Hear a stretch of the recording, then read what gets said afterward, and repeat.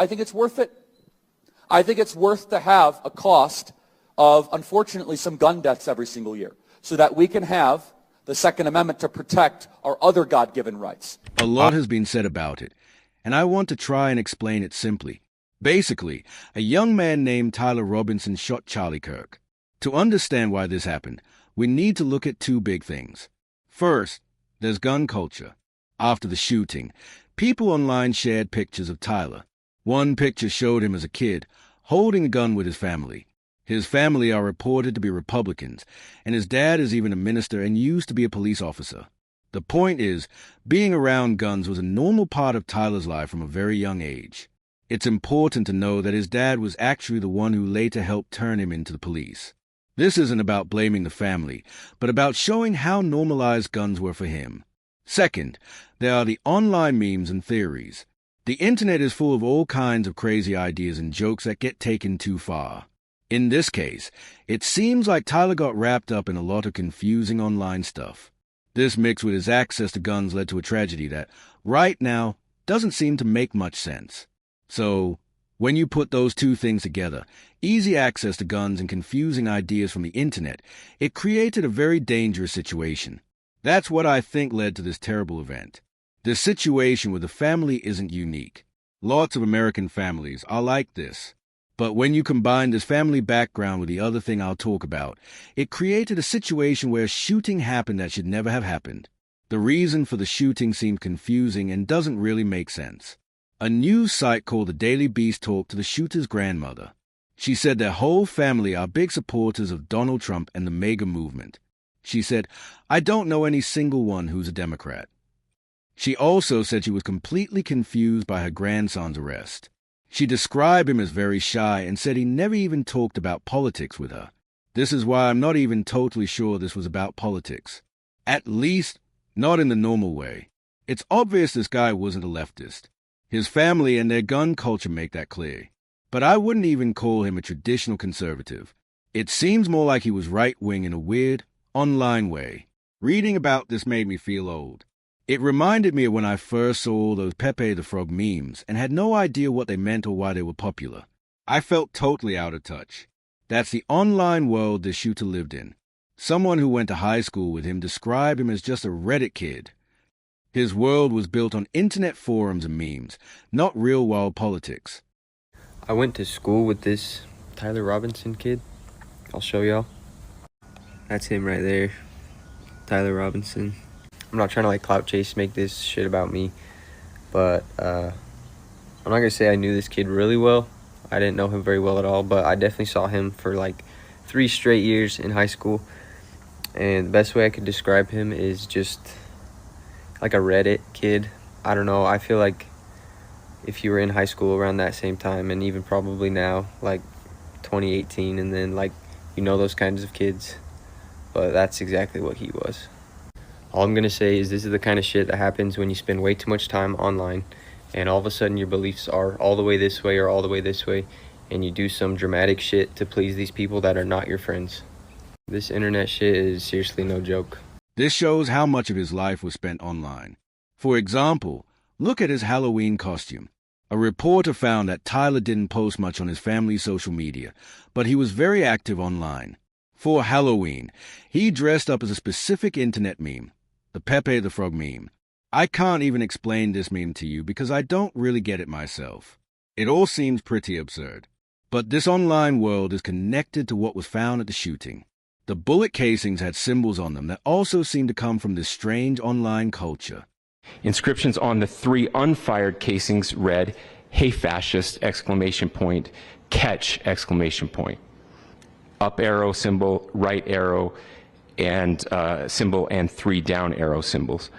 A second unfired casing read, "Oh Bella Chow, Bella Chow, Bella Chow, Chow Chow," and a third unfired casing read, "If you read this, you are gay, LMAO."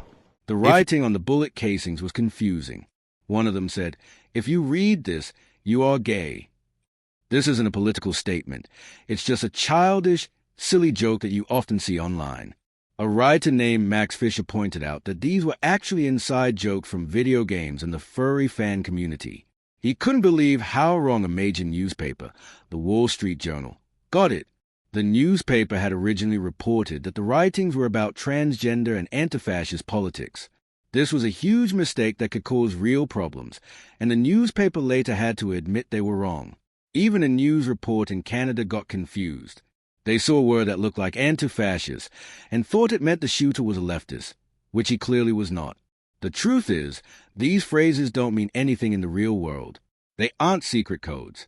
They are just random memes from the internet, where silly jokes can become popular for no reason and be used by anyone. To really understand the shooter's strange online world, I'll link to 2 good articles from Vanity Fair and the Daily Beast in the description below. This guy's memes are just inside jokes from the internet. They aren't a big, serious plan. For example, the owl thing is a meme that makes fun of furries, which are people who like animal characters. Another picture with arrows is just a button combination from a video game called Helldivers 2. I play that game. It's where you team up to shoot aliens. The Italian words are lyrics from an old folk song that's against fascism. It was also in a popular Netflix show. And the last phrase just seems like a dumb joke meant to make people mad. People are also saying some memes connect to an online guy named Nick Fuentes. His followers are very small, extreme, and online part of the far right. So, when people say this guy might be right-wing, they mean he's way more extreme than a normal conservative.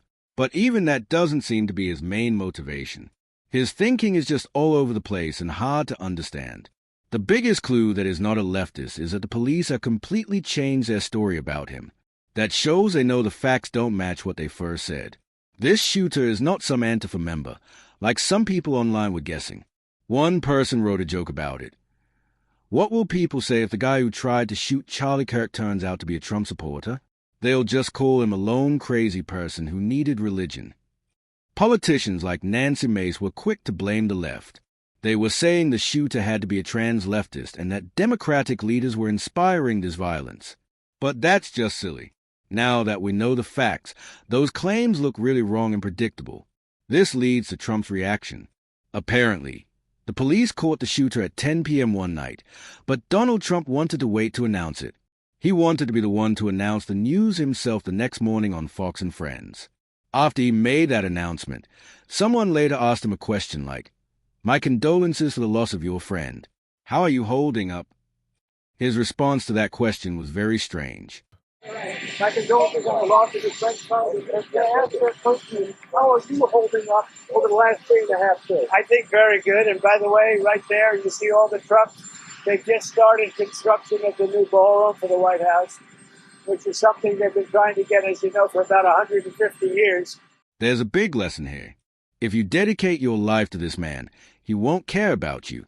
If you got shot while supporting him, he would forget about you the very next day. When someone asked him, "How are you holding up after the loss of your friend?" his answer was basically, "I think very good." Then he immediately started talking about trucks and construction for a new building. If you need proof that Trump doesn't have empathy, this is it. It's wild to see. Imagine any other leader acting that way. It would be a huge story. But for Trump, people just shrug and say, "Oh, that's just Trump." Meanwhile, Fox News is talking about the shooter. The kid grew up with guns and spent a ton of time in weird online spaces. But Fox News says he wasn't radicalized by the guns or the crazy stuff he saw online. No, they blame his one semester of college. You heard the family member say that this man became more political, this young man became more political in recent years. Well, what did he do in recent years? He went to college. That's where kids are getting radicalized. It's not just online. Our campuses are where a lot of radicalization, hate, and intolerance starts from. And so when he says it's an attack on all of us, I'm going to say this. No, it's an attack on conservatives. It's an attack on Christians. This person, Rachel Campos Stuffy, went to Arizona State University and studied economics. Then she got a master's degree from UC San Diego. The speaker is asking if she was radicalized, which means if she became extreme in her beliefs. They say that if she was radicalized, it was in a crazy direction. Then they talk about a different he. This person only went to college online for one semester because of COVID. After that, he went to trade school. Some people are saying that his online college classes are what radicalized him, and made him do something bad. The speaker thinks this is a stupid idea. They say the political left, Democrats, doesn't make people do things, not even vote. So they don't think a left-wing school is to blame. They think people are blaming the school because they can't blame the left. They talk about this man's online life. His family says he was online all the time, but it's hard to find his public posts. The speaker thinks he was probably on private websites or apps like Discord, so people can't see what he was really saying or doing. There's a man named Nick Fuentes. He is a far-right commentator. Before the shooting, he was being very critical of Charlie Kirk. The speaker wants to be clear. They are not saying the shooter did this because of Nick Fuentes. They are just pointing out that some people on the far-right were angry at Charlie Kirk. After the shooting, Nick Fuentes told his followers that if anyone uses violence, he wants nothing to do with them. The speaker thinks it was important for him to say that, even if he was just trying to protect himself. Another person, Laura Loomer, was also criticizing Charlie Kirk. She later deleted those comments online. The speaker finds it crazy that people on the right would be against Charlie Kirk, who is already a very conservative figure. The speaker shares an idea from someone else. They think news companies need to change. Every major news outlet should have reporters whose only job is to cover internet culture, like gaming streamers, podcasts, and TikTok. They say these are a huge part of American life now, and news organizations need to start taking them seriously. There's a huge gap in our understanding of online worlds. Even for someone like me who plays games and is on the internet a lot, the memes and inside jokes about this event are completely over my head. This is because news organizations don't really report on these online spaces. We don't have reporters who explain this world, so most people don't understand how extreme it can get. They don't see how these places can influence people to do things that, from the outside, make no sense. And let's be clear, these actions are not logical. To decide to take someone's life in this way, something inside you has to be broken. It's a sign that a person probably should have been getting help from a doctor. We should be asking if it's healthy for someone to be so completely lost in online meme culture and disconnected from the real world. This separation from reality is a very important part of this story. I don't think we will ever fully understand why this person did what he did. He might not even understand it himself. It might have been as simple as him trying to impress his online friends. A student who knew him said he was always online and thinks he might have done it for that reason. It's very strange. Because of all this, we simply need more news reporting on these online worlds to truly understand them.